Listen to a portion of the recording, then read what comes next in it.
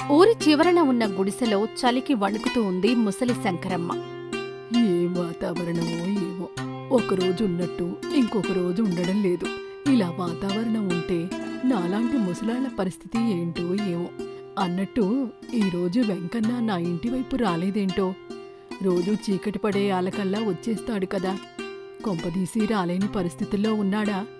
నాకు మళ్ళీ వాడికి కూడా దగ్గో జ్వరమో వచ్చి ఉంటుందా? అందుకే రాలేదేమో. ఇంతలా ఆలోచించే బదులు వేడివేడిగా కాసింత అన్నం వండుకొని తీసుకుని పోతే సరిపోతుంది కదా అని అనుకుని అప్పటికప్పుడు వేడివేడిగా అన్నం వండి వెంకన్న కోసం తీసుకుని వెళ్తుంది శంకరమ్మ. వెంకన్న ఇంటికి వెళ్లేసరికి అనుకున్నట్టుగా వెంకన్న జ్వరంతో మంచం పట్టుంటాడు. అవ్వా, ఈరోజు చేతకాక కూలికి పోలేదే. పోయుంటే నీ దగ్గరికి వచ్చేవాణ్ణి. నీతో మాట్లాడకుండా నాకు పొద్దు పోదు కదా.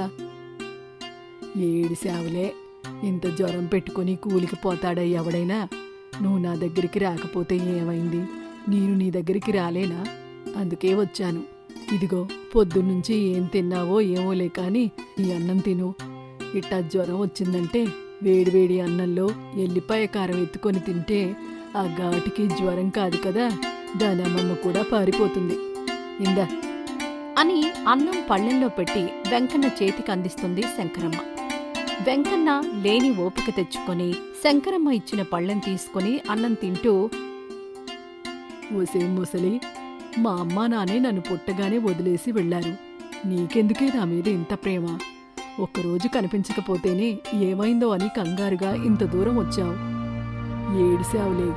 రోజూ సాయంత్రం పలకరించేవాడివి, ఒకరోజు కనిపించకపోతే ఉన్నావా పోయావా అని తెలుసుకుందామని వచ్చాను. పట్టుమని 15 ఏళ్లు కూడా లేవు నీకు. అప్పుడే పెద్ద తరహా మాటలు నేర్చి మాట్లాడుతున్నావు. అయినా తినేటప్పుడు మాట్లాడొద్దని ఎన్నిసార్లు చెప్పాలిరా నీకు? నోరు మూసుకొని తిను. వాయమ్మో, ఇదంతా రోషమే. నీది జాలిగుండే, మంచి మనసు అని ఊరంతా అనుకుంటున్నారు.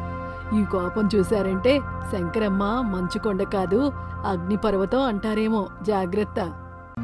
ఊరుకోరా, ఏంటా వెటకారం? పెద్ద చిన్న లేకుండా. నీకంటే వయసులో 3-4 అంతలు పెద్దదాన్ని. నాతోనే వెటకారమా? వేటకారం అంటే గుర్తొచ్చింది. మన బ్రహ్మచారి ఎక్కడ ఉన్నాడే ముసలి? ఇదిగో ఇక్కడే ఉన్నా. మీరిద్దరూ ఇక్కడే ఉంటే నేనెక్కడ ఉంటాను? అంటూ బ్రహ్మచారి లోపలికొచ్చాడు. నువ్వెప్పుడొచ్చావురా? నీ ఇంటికి వెళ్తే తలుపు గడి పట్టేసుంది. ఖచ్చితంగా ఇక్కడే ఉంటావని తెలిసి ఇక్కడికొచ్చాను. ఏంటే ముసలి, నీకు వీడి మీద ఇంత ప్రేమ? నీకు మనవడున్నా ఇంత గొప్పగా చూసుకునేదానివి కాదేమో. అట్టే ఉందిరా. నువ్వు నా కొడుకువి, వీడు నా మనవడు. ఆ పరమేశ్వరుడే నా తండ్రి. అందరికీ బంధాలు పుట్టుకముందే ఉంటాయి, కానీ నా బంధాలని నేను ఏరుకొని కోరుకున్నవి. ఎంత అదృష్టం ఉండాలి కదా. నీకు తెలుసా, మన ఊరికి కొత్తగా సాములోరు వచ్చాడంటే ఊరందరూ అక్కడే ఉన్నారు. పదండి, మనం కూడా వెళ్ళి సాములోరి మహిమలేంటో చూసొద్దాం.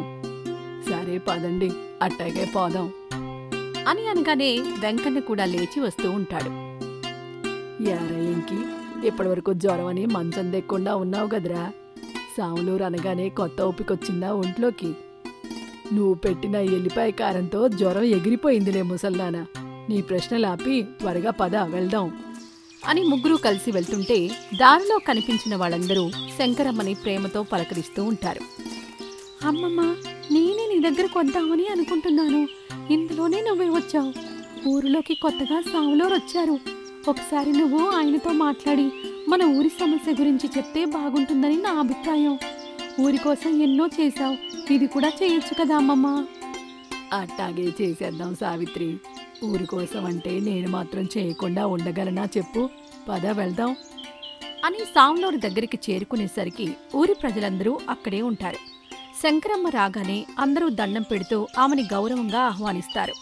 ఆమె నేరుగా స్వామీజీ దగ్గరికి వెళ్ళి, అయ్యా నమస్కారం. నేను చాలామంది స్వాములని కలిశాను, కానీ మిమ్మల్ని చూడడం ఇదే మొదటిసారి.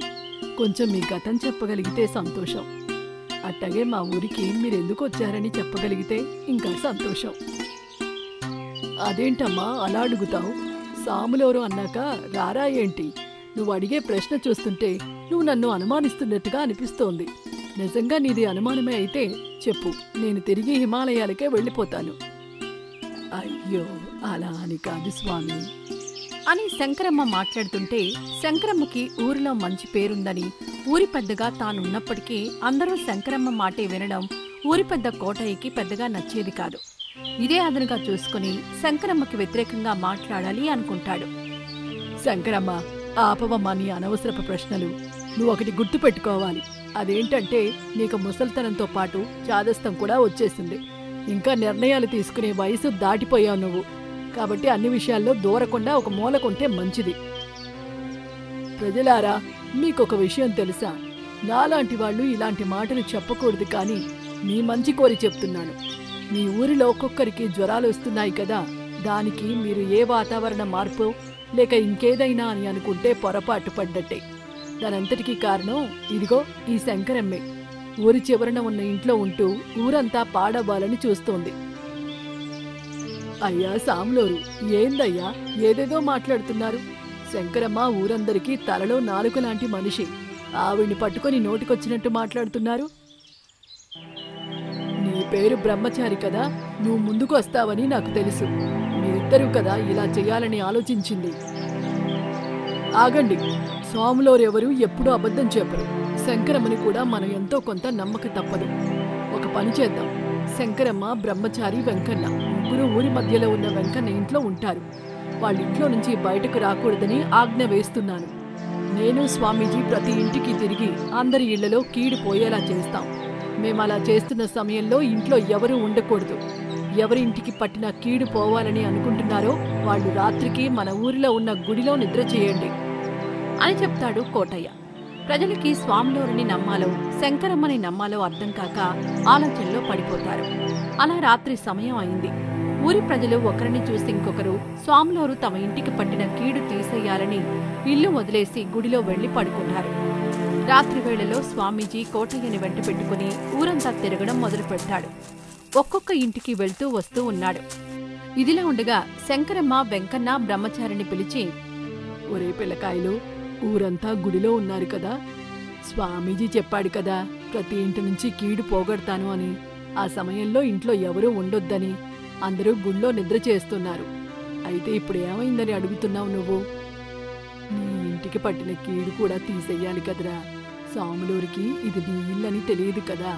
మనం కనిపించకపోతే ఊరిలో ఇల్లు అనుకుని నీ ఇంటికి పట్టిన కీడును కూడా తీసేస్తాడు.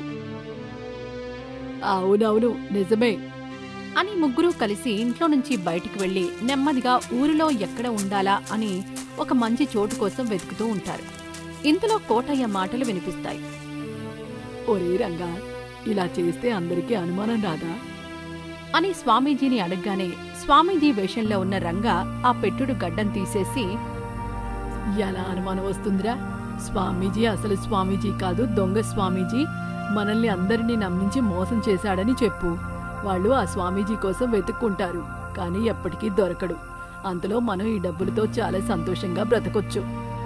సరే సరే, ఇంకొన్ని ఇల్లులున్నాయి కదా, వాటిని కూడా దోచుకుందాం పద అని ఇద్దరూ వేరే ఇంట్లోకి వెళ్లబోతారు. అలా వాళ్ల దగ్గర ఉన్న డబ్బుల మూటలు పట్టుకుని ఆ ఇంట్లోకి వెళ్లగానే శంకరమ్మ, వెంకన్న, బ్రహ్మచారి కలిసి ఇంటి చుట్టూ ఉన్న తలుపులు మూసేస్తారు. వాళ్ళిద్దరూ బయటకు రాలేక, లోపల ఉండలేక తర్జన భర్జన పడుతుంటారు. అలా నెమ్మదిగా ఉదయం అవుతుంది. అందరూ గుడి నుంచి స్వామీజీ ఏదో మంచి చేసి ఉంటాడన్న నమ్మకంతో ఇంటికొస్తూ ఉంటారు. తీరా ఇళ్లకొచ్చి చూడగా అందరి ఇళ్లలో డబ్బు, బంగారం మాయమైపోయి ఉంటుంది. సావిత్రి వచ్చి ఇంట్లో చూడగా రంగా, కోటయ్య ఇద్దరూ తన ఇంట్లో బందీలుగా ఉండడం చూస్తుంది. అదే సమయంలో శంకరమ్మ ఏమీ తెలియనట్టు సావిత్రి ఇంటి దగ్గరకొస్తుంది. అమ్మో, ఇదెక్కడి విడ్డూరం! కోటయ్య ఈ రాటుదేలిన దొంగ రంగాతో కలిసి రాత్రికి రాత్రి ఊరంతా దోచుకోవాలని అనుకున్నాడా? స్వాములూరు చూసి వీళ్ళని లోపల బంధించబట్టి సరిపోయింది. లేదంటే మన ఊరంతా చేతిలో చిల్లి గవ్వలేక అడుగు తినే పరిస్థితికొచ్చేది అని అంటుంది. శంకరమ్మ మాటలు ఆ నోట ఈ నోట ఊరంతా పాకాయి. స్వామీజీ ఊరు నుంచి తరిమేసి కోటయ్యని ఊరి పెద్ద పదవి నుంచి దింపేస్తారు. అలా శంకరమ్మ ఊరికోసం మేలు చేసినా ఊరికి తెలియకుండా తన తెలివితో చాకచక్యంగా దొంగలను పట్టించి ఊరిని కాపాడింది.